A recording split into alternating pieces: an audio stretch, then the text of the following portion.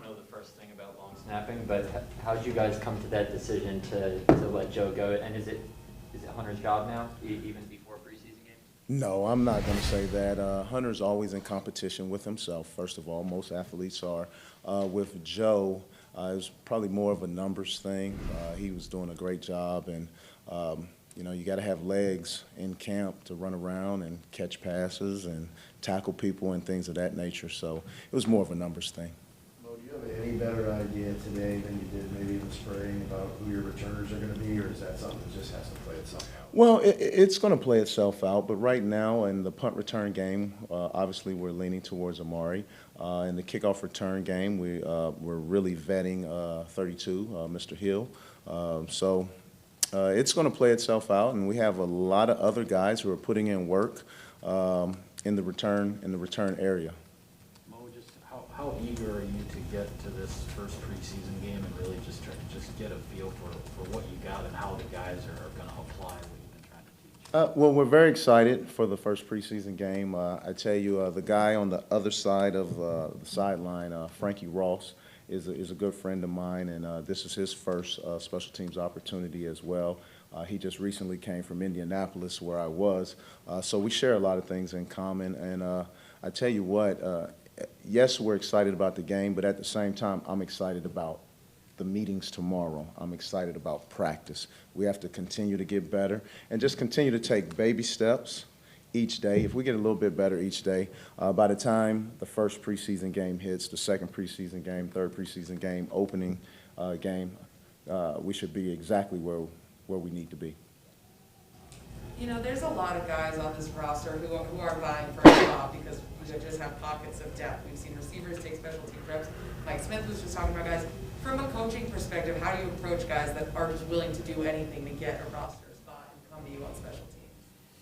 Well, we approach them as well too, and just from top to bottom, unless you're wearing jersey 12 or 10, and even 10, we talk to all parties about special teams because collectively we're going to have to do it together, and if everybody carries the load, we'll be fine. Well, I'm trying to remember. I think Randall was here when you got here, when you were hired in 18. Even regardless of how he figures into the return competition, what do you think he can do for you guys as far as having him there with Amari and being able to kind of talk through some of that stuff? Well, I won't tell you what I think he can do. I'll tell you what he has already done. He has, well, you know the relationship between he and Amari. Randall has done returns on a high level. He has already taken him under his wing in practice, in meetings, sharing tips of the trade. When I'm in meetings presenting, Randall has been willing to add comments, and he just brings a professionalism to the room. He brings experience to the room, and the guys look at him as someone who has done it at a high level. So we're excited to have him to be a part. Mo, are you going to give you know, guys, the kickers, you know, halves, whole games as we work through the preseason? How are you going to split that up? Yeah, we're working through that right now. We have not come to a definite conclusion, but we're working through the reps in the actual games. Once again, for us in the special teams realm, when it comes to snapping, holding, kicking, punting, etc., practices, we're getting a lot of our work done there. You may not get a true reflection of where that person is in the game because we handle a lot of that during practice. What do you like about Kylan as a kick returner? Why him, and what have you seen? He has an even kill demeanor right now. I mean, he doesn't get too high, doesn't get too low, and he has the ability to stick his foot in the ground and get vertical, and that is awesome as a returner when it comes to setting up blocks.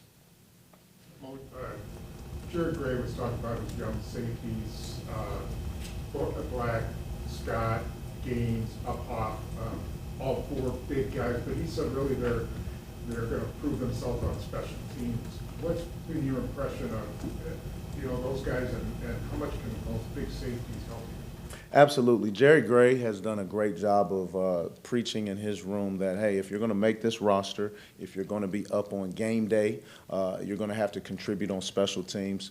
So we're very thankful to Jerry for that and pushing those guys. But I tell you, we're really excited about them. They're all eager. They all have the want to, and it will give us an opportunity to put them in matchups with like body types, like speed, to try to balance out our matchups. Because special teams now is a matchup game. So we just try to match up our body types with their body types.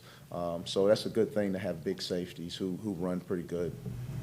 Has JK answered the bell like you wanted him to? JK is doing very well. He's improving. We're working on the fine details of the technique portion of punting. Very excited with his progression. He still has to continue to get better on a daily basis, like I spoke about earlier, to build that consistency. Is that still a big battle between him and Ryan, or is JK? Well, like I alluded to earlier, you're always in a battle, whether it's with another human being or that's currently in your building or with yourself. We're constantly challenging our guys to get better each day. So the battle is with the man in the mirror. Well, what have you kind of tweaked with him? I mean, when you're a draft pick as a punter and you get a job right away, you don't go through the kind of process of finding yourself. You have to do the job. Yeah, I did a study a few years back, and I need to do the study again. Your average specialist across the league, and somebody can try to fact check me on this, but this was legit a few years ago, and I need to update it. Before they actually break in the league and become a bona fide starter, it takes approximately 3 years, especially at the long snapping position. And that's why when you get one, you hold on to him for a long time because it's just hard to come by.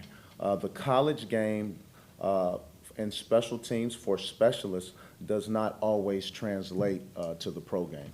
So in a case like JK, when you invest a draft pick, you end up kind of going through those growing pains while so does that mean right about now is when he should really be finding himself more so than he had in the past? According to my studies, yes.